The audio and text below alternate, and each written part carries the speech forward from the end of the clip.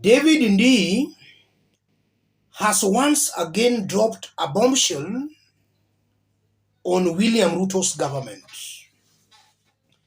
I want us to have a look at a post shared out by David Ndii, a post that is going to form the basis of our analysis. David Ndii: financial delinquency has no solutions, only consequences.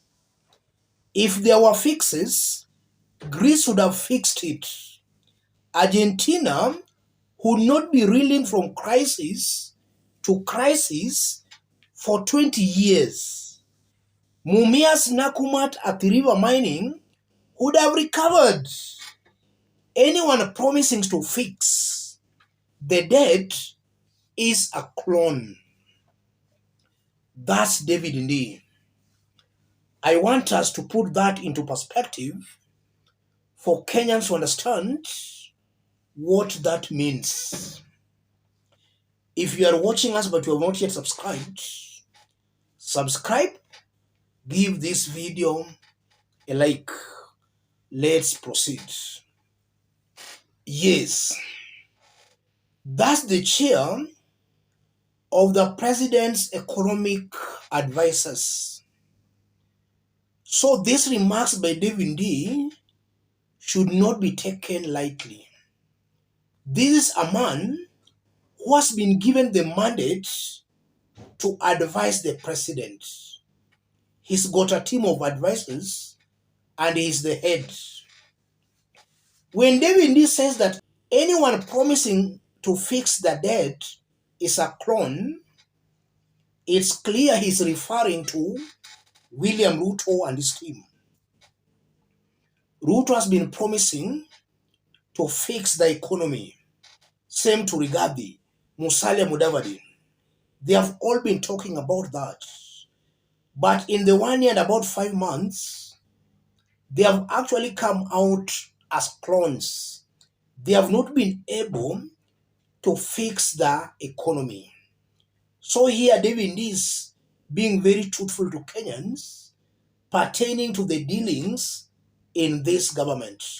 It's only that Kenyans are not understanding the message David Ndii has been passing out not once, not twice, but on several occasions. And to put it straight, David Ndii is saying William Ruto will not deliver. Even if you give him 100 years, he will not deliver. That's the message Kenyans are not understanding. Some are still saying, let's give him time. Ruto has no clue, no plan. In fact, William Ruto does not know how an economy grows. He's very clueless on several issues.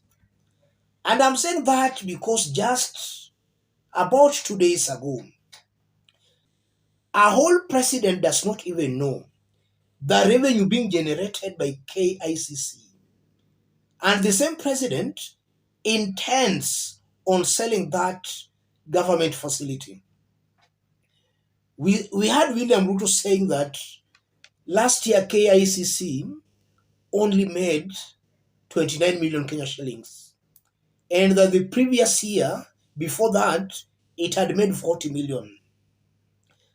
A research has been done and it has been established that last year, KICC made about 1 billion Kenya shillings, 956 million Kenya shillings, not the 29 million William Ruto was referring to.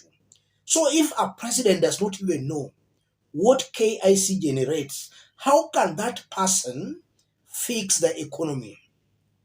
William Ruto spends a lot of time actually just globetrotting.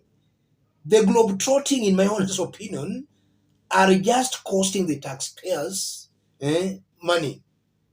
But in actual sense, we are getting completely no benefit from those globetrotting by William Ruto. And to prove further that this is a clueless government with a very clueless president, a government saying it's broke, it can't pay salaries. At the same time, the government is adding more positions that are going to require more salaries. While the same government saying it's broke, it's struggling to pay salaries.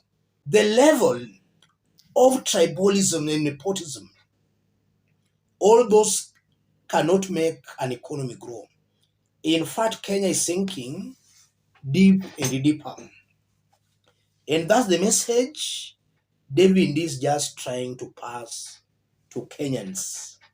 David is just being truthful. He's not trying to play the usual propaganda politics being played by William Ruto and his team. And now you can, from these sentiments by David D, you are seeing the reason why William Ruto opted to pick the likes of Moses Kuria, the likes of Aisha Jumwa, the likes of Miano, the likes of Linturi as cabinet secretaries. He wanted people who knew nothing. People could not actually make informed decisions. Somebody like David D. William Ruto was serious, then people like this one ought to have been made cabinet secretaries. But look at the position the likes of David D had been given. Ruto knew that these are very bright individuals who will come to disturb him. So he rather work with the likes of Aisha Jumwa, but these independent individuals should actually be kept at the periphery. And that's why it's actually true William Ruto is failing. David is just confirming that. And I won't be wrong to say, all this, the end game of this, David will either resign from this government or William Ruto will sack him. I know William Ruto can't sack him now because it will create an impression that William Ruto is intolerant to maybe other opinions, because David has been trying to give a contrary opinion to what maybe William Ruto wants to hear. And William Ruto fears sacking him for now because of the political consequences. And you know, somebody like India again being sacked, he will be dropping a bombshell after a bombshell. So William Ruto also fears that. So I'm seeing also a Ruto who is just a coward. But one thing that is certain, David D is on his way out of William Ruto's government. And I'm seeing a very high possibility where those who will be left in this government are the likes of Aisha Jumwas. Any serious mind will not remain in William Ruto's government. They will only leave, ladies and gentlemen. And this again goes on to just expose that this is a crumbling government. A government that is clearly collapsing because the head is very clueless on how a government is to be run. A government should be a collective responsibility, not only one individual running the entire government. It should be collective. Each part of the government, each government or employee should make a contribution that leads to a government success. But from what we are seeing with this one is being run like a kiosk.